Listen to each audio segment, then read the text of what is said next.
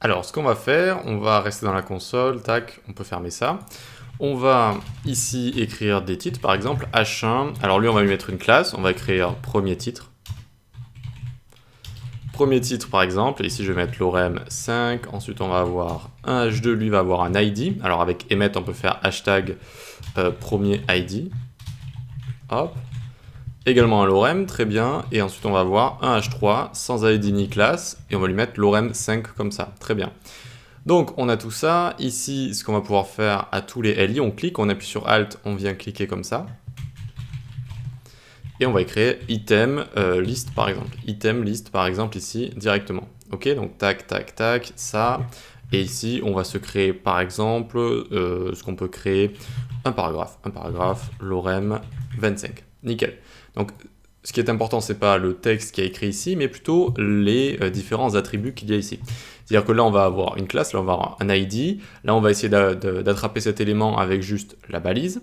Et là, on va avoir query selector all. On va essayer de sélectionner tous ces éléments d'un coup, vu qu'ils ont un attribut en commun, ou qu'ils ont quelque chose en commun.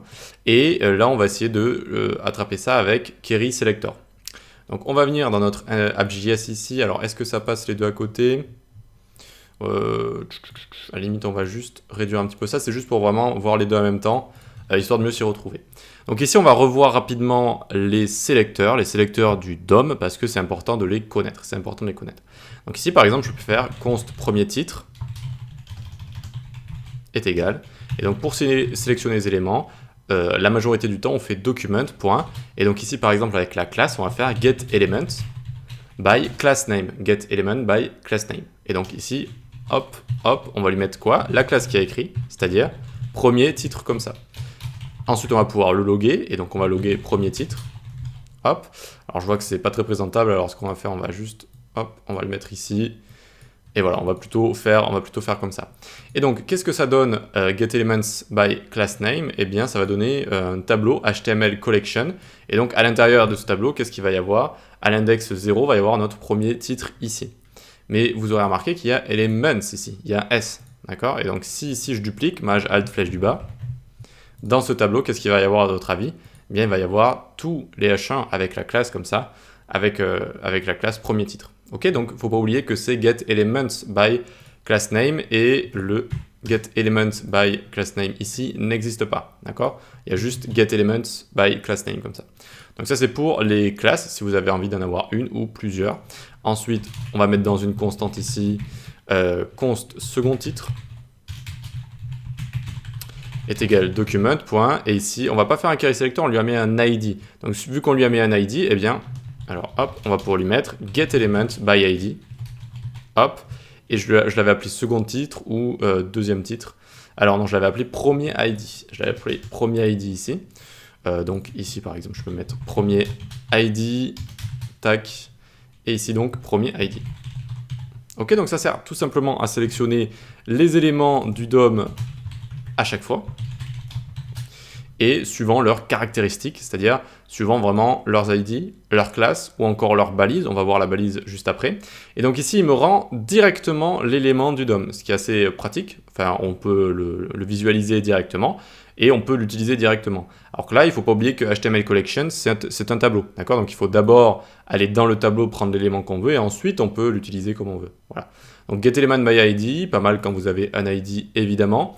Ensuite, on va avoir const titre, on va l'appeler nu, vu qu'il n'a pas d'attribut. Et on va faire document.querySelector.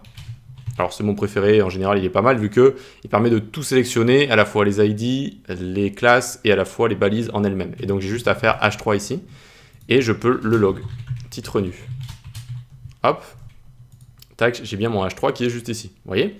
Et donc, c'est assez sympa. Alors, c'est pour sélectionner un seul élément. Attention, un seul élément. Mais du coup, vous pouvez sélectionner soit les balises, donc vous mettez directement les balises, soit, par exemple, j'aurais pu prendre premier titre ici. Hop. Et regardez, tac, ça fonctionne également. J'ai réussi à avoir le titre. Attention, s'il y a plusieurs titres, ça ne va pas tous les sélectionner. Pour ça, c'est query selector all qu'on va voir juste après. Vous voyez que ça sélectionne juste le premier dans l'ordre du DOM.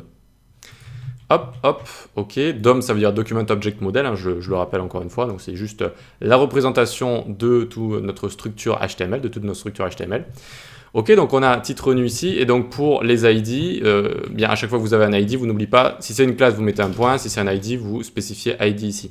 Alors que quand on est avec getElementById, on induit le fait que c'est un ID, donc on n'a pas besoin de rajouter ici. Pareil pour className, c'est compris qu'on va rentrer des éléments par classe ici, donc pas besoin de rajouter le point. Par contre, querySelector, on ne sait pas, du coup, il faut bien spécifier avant l'ID, le point, etc. Ok, donc on va laisser notre H3 ici. Très bien, il nous reste quoi à sélectionner juste ici? On va essayer de sélectionner tous les LI d'un coup, avec un querySelectorAll. Ici, on va appeler allLI ou allItems est égal document.querySelectorAll. Et ici, on va écrire .itemList. .itemList, j'ai appelé ça comme ça, .itemList. Ok. Et donc, on va le loguer, et voyons voir ce que ça donne. AllItems, hop. Et donc, ça nous fait une nodelist. Une nodelist, il faut comprendre que c'est comme notre HTML collection.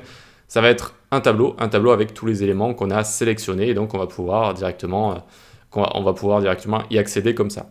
Donc ça, c'est vraiment sympa querySelectorAll, quand vous avez des éléments qui se partagent la même classe, qui se partagent, si vous voulez aller, par exemple, prendre tous les LI, ici on aurait pu écrire LI.